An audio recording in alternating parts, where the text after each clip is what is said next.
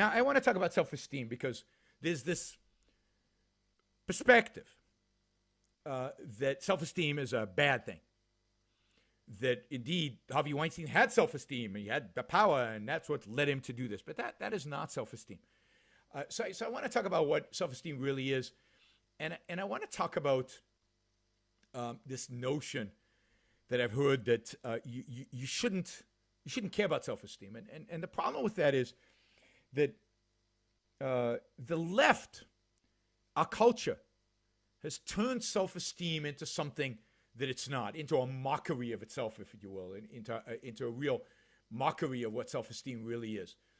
So self-esteem is not getting praise from your parents or from your teacher or from your community. Self-esteem is not about getting a ribbon. Self-esteem is not about, be treated the same as everybody else. Self-esteem is not about everybody patting you on the back and saying nice things to you. You don't get self-esteem from other people. And there was a YouTube video on Prager University about creating this straw man of what self-esteem is, all this nonsensical, subjectivist, collectivistic view of self-esteem. And it said, well, if that's self-esteem, you shouldn't want it. You shouldn't have it. You should have low self-esteem. You just shouldn't care about self-esteem. But that's absurd, because self-esteem is a legitimate concept. And I would say one of the maybe the most important value that you have. You should strive for great self-esteem. And somebody with great self-esteem would never do what Weinstein did, would never abuse his power. So when we get back, I'll define self-esteem, and we'll talk about what real self-esteem is like and why you should have it. Seek to have as much as you can. Right after the break.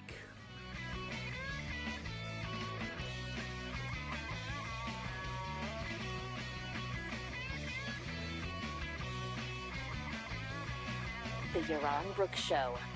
You live? All right, so we're talking about Harvey Weinstein. We're talking about personal responsibility and self-esteem. And let me just say, some of you I'm sure want to blame the women, at least somewhat.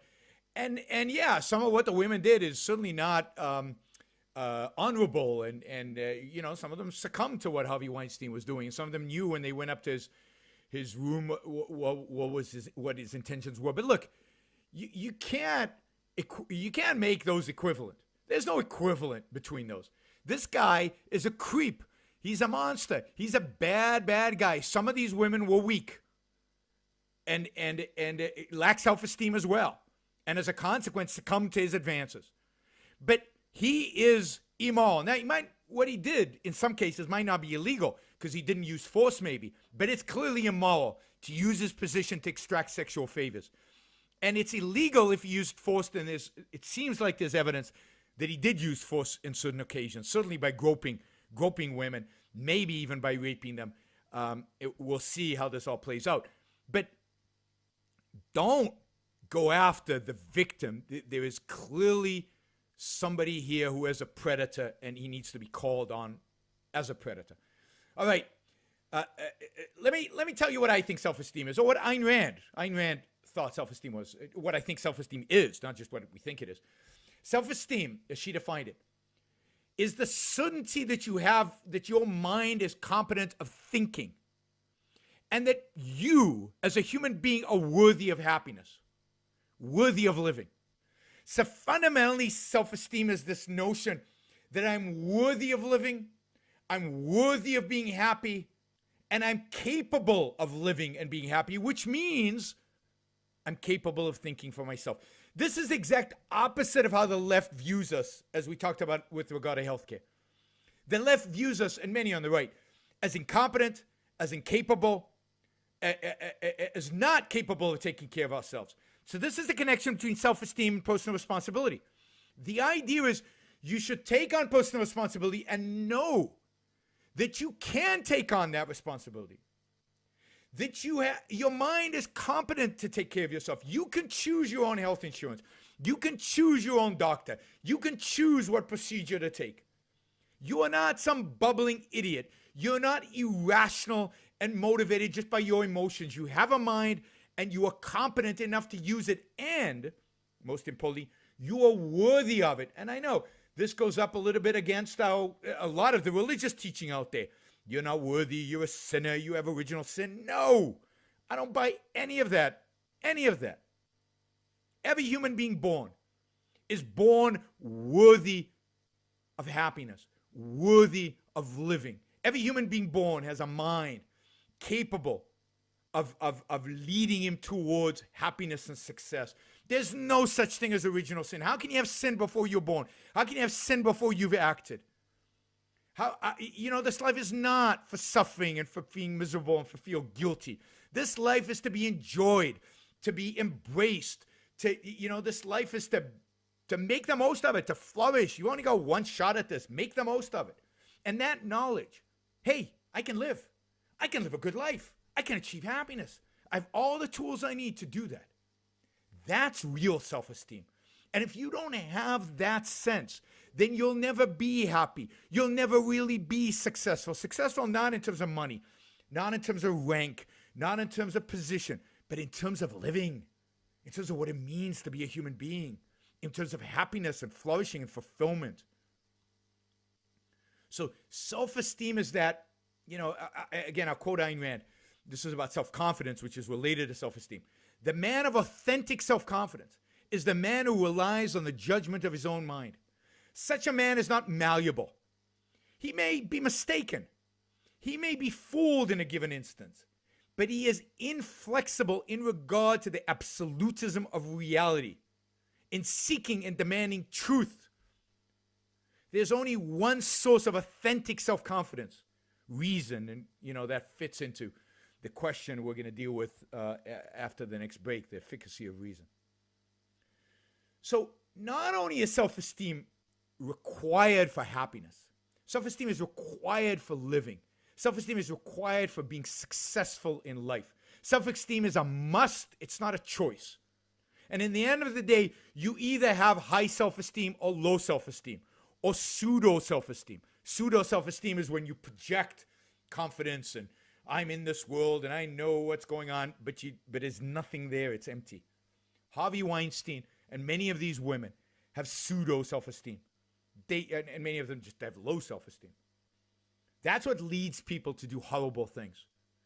And the worst is when you have really bad self-esteem to the extent that you not only hate yourself, but you hate the world. And I talked a little bit about the Las Vegas shooter and other shooters like that. I think those are people who hate the world, hate reality, hate reason, hate life, hate themselves.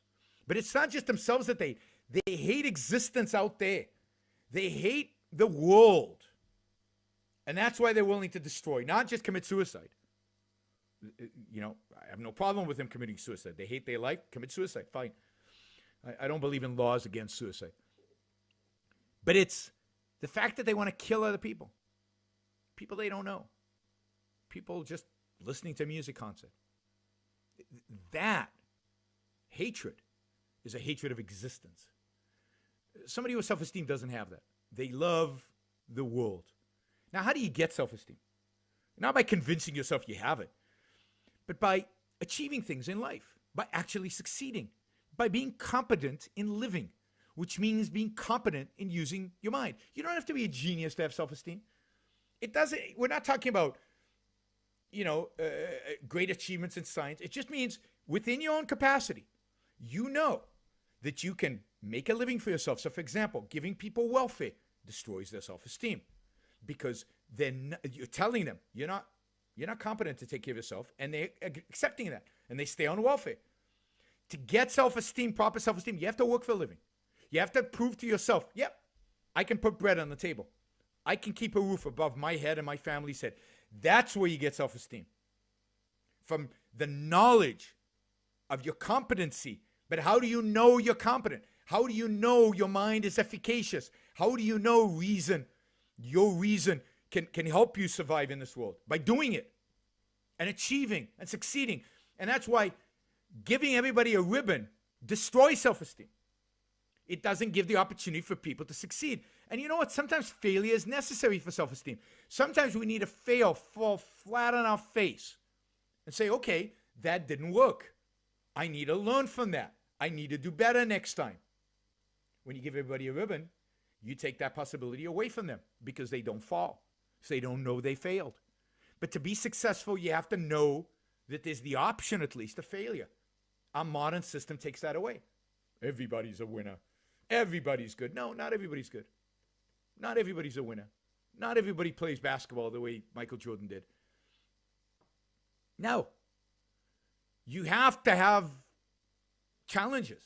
You have to achieve. And if you don't achieve, you don't deserve the self-esteem that comes from actually achieving. Hey. So, self-esteem is crucial to your life. It's what makes acting in life in a rational, competent, it's what makes possible taking on new achievement, new challenges, new things. Right? So not only is it something you shouldn't avoid, it's something, now you don't focus on it. You don't say, I need self-esteem. What can I do? But the way you get self-esteem is by challenging yourself constantly. And when you achieve something, recognize that you did it. This is the importance of pride. You've got to be proud in your achievements, not false pride, real pride. You got to pat yourself on the shoulder.